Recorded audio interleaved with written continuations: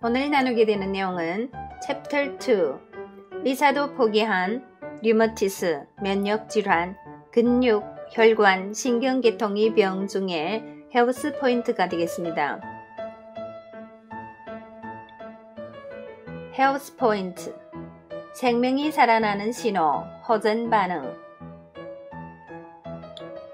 인체정화 프로그램을 통해 건강이 회복될 때 찾아오는 손님이 있다. 바로 호전 반응이다. 호전 반응이란 인체가 건강한 세포를 재생하는 과정에서 나타나는 반응으로서 항상성의 극대화 현상이라고 할 수 있다.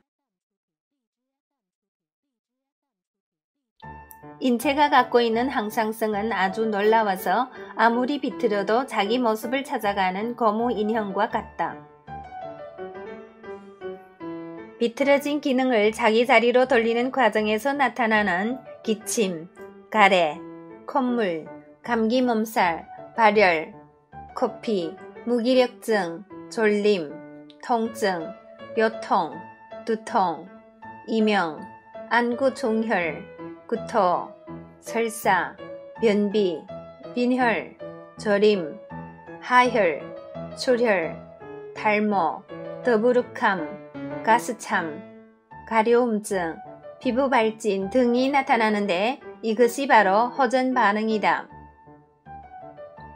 인체는 이런 극심한 과정을 겪은 후 차차 나아지기 때문에 호전 반응에 직면하여 겁을 먹기보다는 두 발 전진하기 위해 한 걸음 뒤로 내딛는 준비 자세라고 이해해야 한다. 호전 반응이 나타나는 근본적인 이유는 인체 치유 단계에서 자기 분해가 일어나기 때문이다.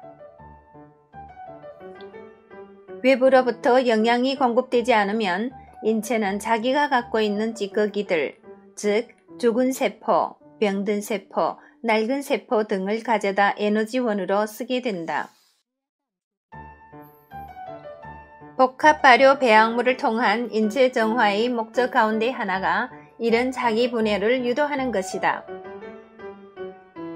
대사가 정상화되는 것과 인체의 찌꺼기가 사라지는 현상은 동시에 일어나기 때문에 건강을 찾는 과정에서 호전 반응은 필수라고 할 수 있다.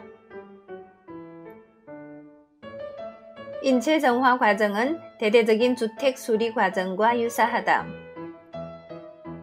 벽지를 뜯어내면 다량의 먼지가 발생하고 낡은 수도관을 드러내면 녹물이 흘러나오며 하수도를 고치면 썩은 내가 나듯 인체도 오래된 세포를 드러내고 막힌 혈관을 뚫고 지방을 분해하는 과정에서 다량의 오염물질이 발생하게 된다.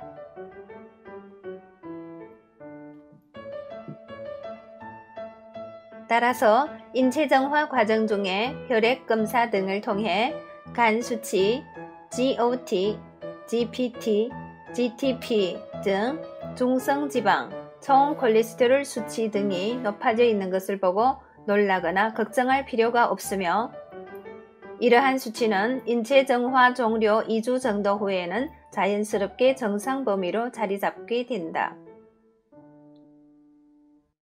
건강 스위치에 정신호가 들어오는 현상이라고 해서 명현현상이라고도 불리는 호전 반응은 중증 환자일수록 반응의 강도가 높게 나타난다. 고혈압이나 당뇨와 같은 중증 질환을 앓고 있는 환자일수록 장내에 움푹 파인 개실을 갖고 있는 경우가 많다. 개실이라 함은 변비 환자가 묵은 변을 배출하기 위해 장에 압력을 가할 때 점막이 안에서 밖으로 밀려나면서 생기는 일종의 주머니와 같은 것이다.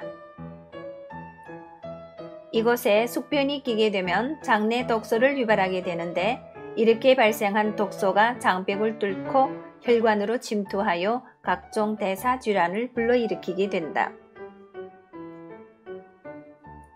복합 발효 배양물을 통해 장 청소를 하게 되면 켜켜이 숨어있던 숙변이 분해되면서 오염물질이 폭발하듯 부풀어 오르게 된다. 이런 더러운 물질이 대장에 가득 차면 배가 부글거리면서 가스가 차오르고 복통, 설사가 뒤따르는 것은 당연한 일이다. 이것이 바로 호전 반응이다. 이런 증상 때문에 현대의학에서는 호전 반응을 식품의 부작용으로 오해하기도 한다.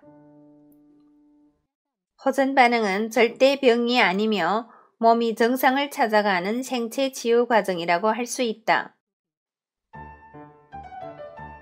보통 우리 몸이 망가질 때는 장, 간, 신장이 순서를 따르는데 몸이 치유되는 순서도 이와 똑같이 장, 간, 신장이 순서를 따른다.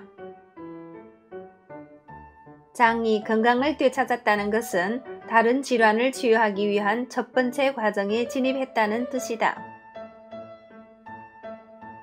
신장이 나쁜 사람의 경우 기본적으로 몸에 붓기가 있다. 이는 대사계 이상으로 인해 인체의 혈액 정화 능력과 수분 관리 능력이 떨어졌기 때문이다. 신장이 좋지 않은 사람이 복합 발효 배양물을 복용하게 되면 호전 반응을 통해 얼굴, 다리 등이 더욱 부어오르게 된다. 이런 반응이 일어나는 것은 체내의 유해 물질이 일시적으로 증가하면서 신장 세포의 기능에 과부하가 걸리기 때문이다. 하지만 시간이 지나면서 수분 대사 능력이 살아나 몸의 붓기가 차츰 빠지게 된다. 이것이 바로 인체 정화의 메커니즘이다.